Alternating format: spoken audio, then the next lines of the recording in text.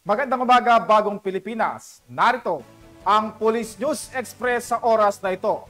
Naging matagumpay ang pagbabalik loob ng isang dating rebelde sa mga otoridad sa Cerro Osmeña, Zamboanga del Norte.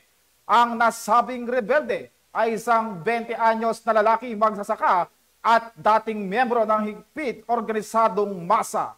Bilang tanding kanyang suporta sa pamahalaan, siya ay nanumpa ng oath of allegiance to the government at tuluyan ng tinalikuran ang grupong kinabibilangan.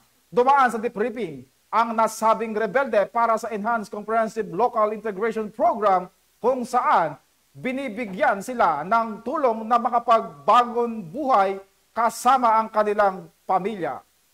Para sa iba pang napapanahong balitang pangpulisya, laging tumutok sa Police News Network.